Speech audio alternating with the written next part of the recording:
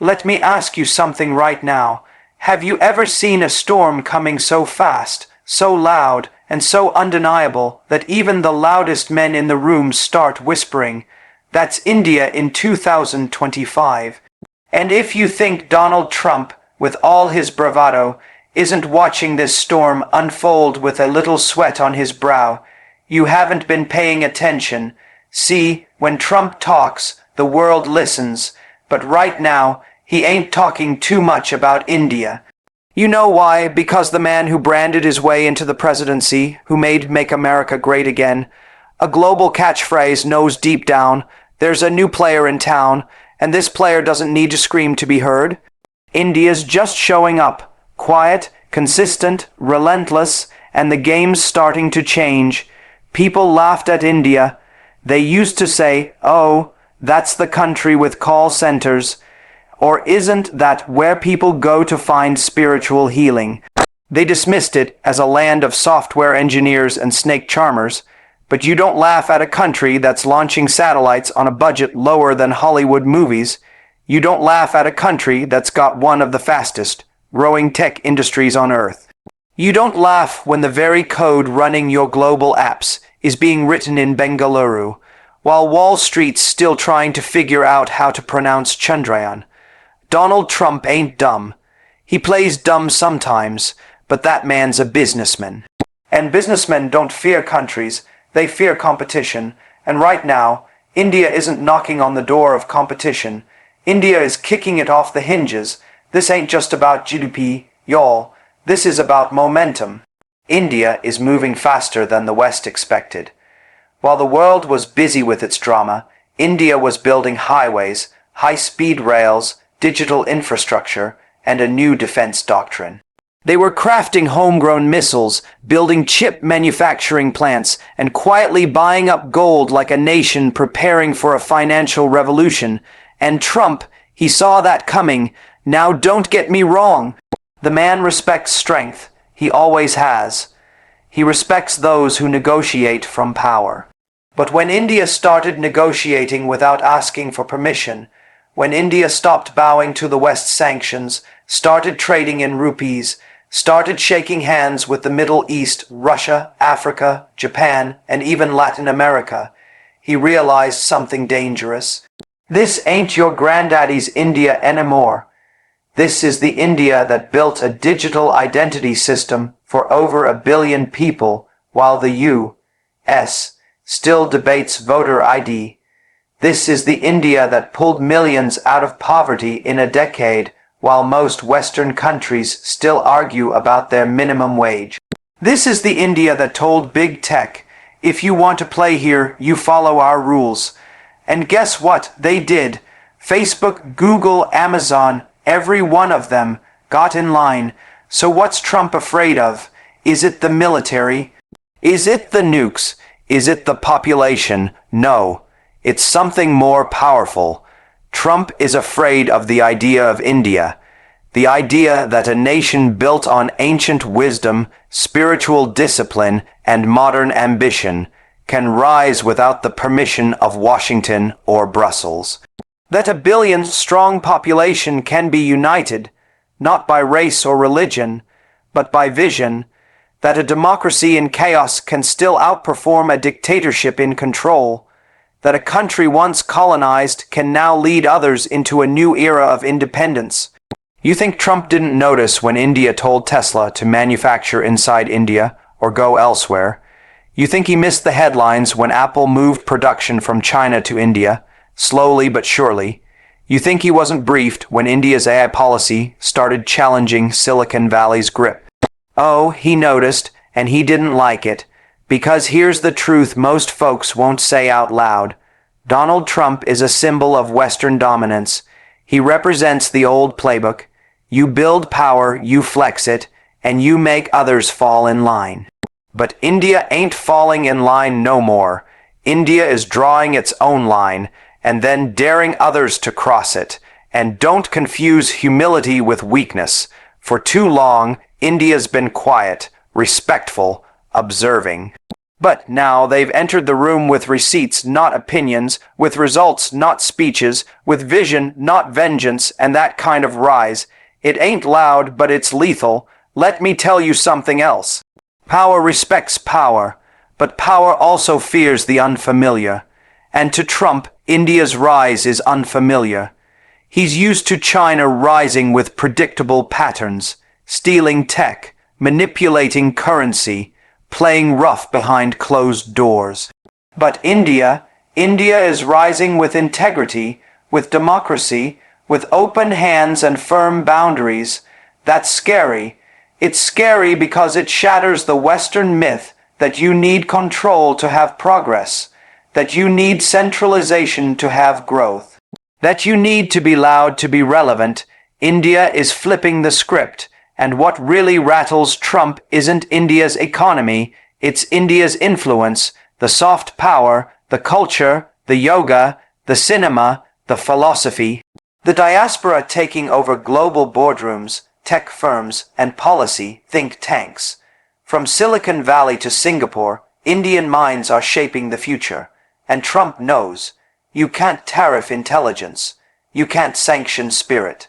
You can't wall off wisdom. He saw it when Modi walked into the U.S. Congress and got a standing ovation longer than some presidents ever did. He saw it when Jaishankar started walking into foreign meetings and walking out with more respect than half of NATO's diplomats. He saw it when India helped evacuate citizens from war zones faster than Western powers could organize a press briefing. You see, power is shifting, quietly, and Trump feels it in his gut, because real leaders always feel it before the media reports it. And this shift, it ain't temporary, it's tectonic. And now let me break something down even deeper. Donald Trump made a career out of making America look invincible. He sold strength, confidence, winning. But now, he's staring at a nation that's rising without his permission, without his formula, and without his style. That challenges his ego, because India ain't trying to be America. India is trying to be India. And that's exactly why it's working. That's why he's afraid. Because if India succeeds being India, then the whole world will start asking the question, what have we been chasing all along? Maybe we didn't need to imitate the West to grow. Maybe we just needed to believe in ourselves. And when people believe in themselves, when nations believe in themselves, old empires tremble. You think Trump didn't notice when India called out Canada, stood its ground with China, and still found a way to host summits that the world lined up for? You think he didn't raise an eyebrow when BRICS expanded, and India stood at the center of that table with clarity and conviction? He noticed, and it scared him, because for the first time, the man who made deals all over the world sees a player who doesn't need his deal. India doesn't want aid. India doesn't want advice. India wants equality. And when a country asks for equality, not favors, it becomes unstoppable. Trump ain't afraid of India, the country. He's afraid of India, the symbol, a symbol that says you can honor your ancestors and still innovate, that you can wear tradition and still dominate in tech, that you can speak Sanskrit at home and code in Python at work, that you can believe in God and still conquer space. India is proving that growth doesn't need to be Western to be real. And that message scares a lot of people. Because once that idea spreads, once Africa sees it, once Southeast Asia sees it, once Latin America sees it, then the monopoly of the West ends, the game changes, the rules get rewritten, and Donald Trump, he doesn't want that rulebook changed because he helped write it. But let me tell you something, and I want you to hear this loud and clear. It's too late. India is rising, and it's not rising because someone gave it a handout. It's rising because it stopped waiting, it stopped begging, it stopped apologizing, and it started building, brick by brick, code by code, dream by dream. Trump once said, "We will make America great again." But what happens when another country quietly becomes great, without needing to say it? What happens when the world starts turning to India not just for help, but for hope. That's the future that's unfolding, and that's the future Donald Trump is afraid of, because in that future, power is earned, not inherited. Influence is shared, not hoarded, and respect is mutual, not demanded. India is walking into that future right now, and it's doing it without fanfare, without fear, and without asking for permission. The world better wake up, because the storm is here, and it's got a tricolor flag. It marked the birth of India's assertive military doctrine, backed by innovation. India's rejection of Western narratives is inspiring other nations to question American leadership. For decades, the global balance of power has been shaped by the lens of Western supremacy. From Bretton Woods to NATO, from IMF conditionalities to UN veto politics, the script was simple: follow the West, mimic the West, depend on the West. But somewhere between the collapse of Afghanistan and the hypocrisy of selective human rights diplomacy, something snapped in the global South.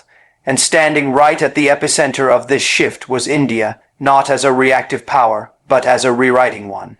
What began as subtle differences in foreign policy soon turned into a doctrine of deliberate distance. India no longer felt the need to explain its neutrality in wars that weren't its own. It no longer danced to the Western tune when it came to aligning blindly against countries that posed no direct threat to its interests. And perhaps more importantly, India began rejecting the framing of global issues through Western eyes. It questioned the weaponization of values. It exposed the contradictions in pressuring India for climate goals while Europe reopened coal plants.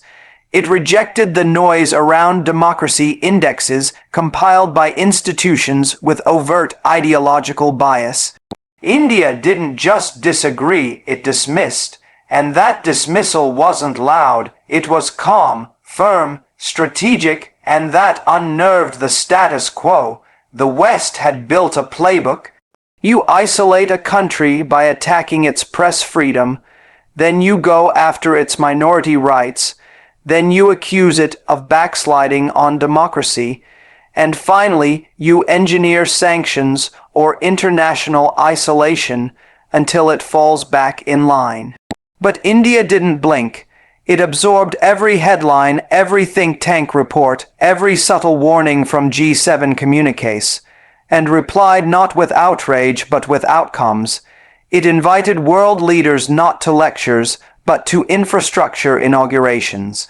It showed them bridges, digital platforms, startup accelerators, defense expos, lunar missions, and bullet trains.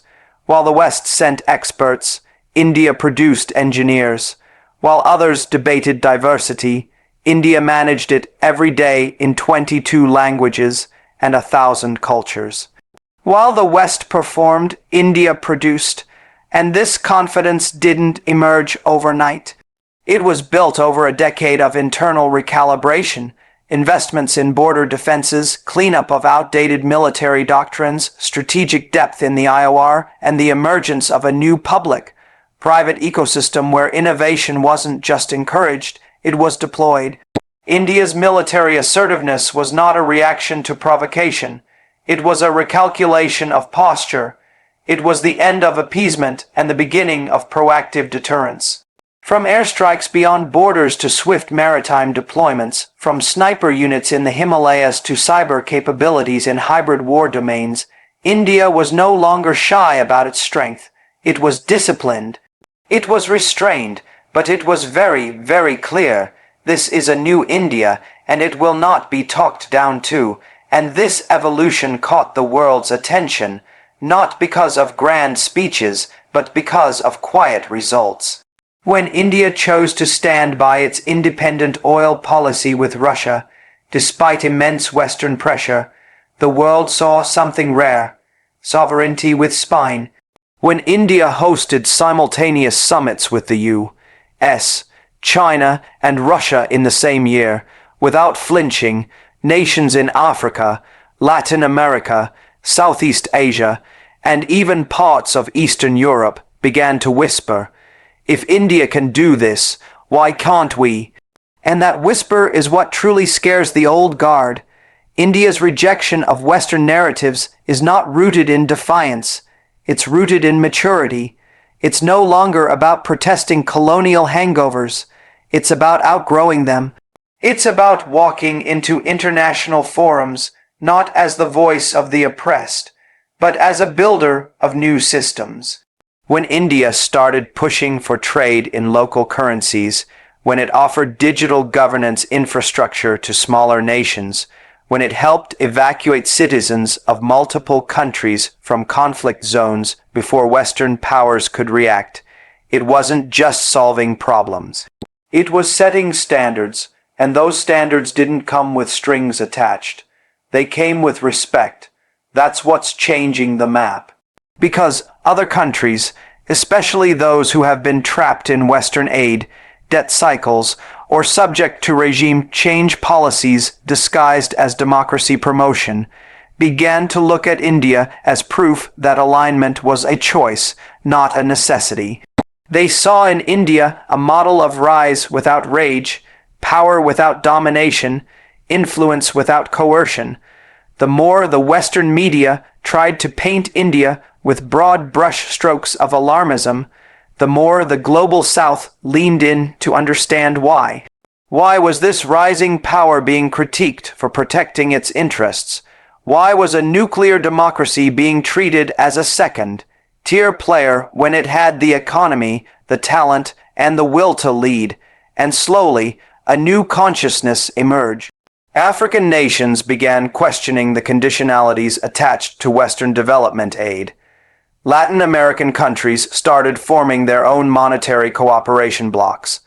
ASEAN began hedging more aggressively between Beijing and Washington. And through it all, India stayed consistent. It didn't lecture, it led by example, it didn't react to the West's narratives. It outperformed them, and the more it did so, the more the West's rhetorical power diminished. A soft decoupling of influence began, intellectual, cultural, strategic, not by design but by default, because narratives only work when people believe in the narrator, and India's refusal to play by the old lines exposed just how stale and self-serving many of those lines had become. So when India stood up and said no to joining the Western chorus against nations it had good relations with, it wasn't just protecting its own interests. It was redefining what neutrality could look like in the 21st century. It wasn't passive, it was principled, and that principled neutrality became a form of soft resistance. Resistance to the idea that there's only one path to legitimacy. Resistance to the idea that a country's worth is measured by how closely it echoes Western values. Resistance to the idea that developing nations must always be students, never teachers, and what started as resistance turned into resonance. India's stand inspired policy shifts in unexpected places. Gulf states began diversifying their strategic partnerships. Central Asian republics looked toward Delhi not just for trade, but for models of multi-religious governance. African nations began using Indian edtech and health tech platforms to skip decades of dependency. And the United States, for all its soft power, started losing its grip on the moral high ground. Because when a country like India, with 1 billion aspirations and 1,000 challenges, can still choose dignity over dependency, others start to ask, what are we waiting for? That's the real disruption. India didn't just rewrite its own story. It empowered others to question the stories they'd been told. And when a country inspires that kind of reflection across continents, when its success is no longer viewed as a fluke, but as a formula, that's when it truly becomes a global force, not just in geopolitics, but in geopsychology. India shifted the mindset. It replaced mimicry with mastery, and now even those who once doubted it are studying it. Think tanks in the West are scrambling to decode how a country that defied so many prescriptions is still thriving. Former diplomats are being forced to admit that India's independent line is not a liability, but a lesson. And for the first time in decades, there's a growing realization that the global order isn't being challenged with rebellion, but with relevance. And that relevance has an Indian accent. The rejection of Western narratives wasn't about hostility. It was about clarity. India stopped outsourcing its identity. It stopped editing its image to fit someone else's frame. It started speaking in its own voice, defining its own metrics, choosing its own battles. It stopped playing the game of compliance and started hosting the game of consequence. And in doing so, it became the mirror that forced others to look at themselves. Not everyone liked what they saw. That's why the shift is irreversible, because this isn't a phase, it's a pivot where nations no longer ask what would Washington say, but instead ask what did India do, and when that question becomes common, the monopoly of narrative is over. The gatekeepers lose their keys, and a new kind of diplomacy takes root, not shaped by pressure, but by presence. India's assertive military doctrine, backed by innovation, wasn't just about missiles and war games. It was about the confidence to stand alone if needed. It was about the courage to walk into rooms without a block behind you and still hold your ground. It was about reminding the world that real power is silent, steady, and sovereign. And the more India exercised that power, the more others remembered that they had it too. That's why today, when India speak, others listen, not out of fear, but out of fascination, because the rise of India is not just a headline, it's a roadmap. And in that roadmap, many nations are now discovering routes they were told didn't exist, routes that bypass dependency, paths that prioritize dignity, journeys that begin with a single decision, to stop asking for permission.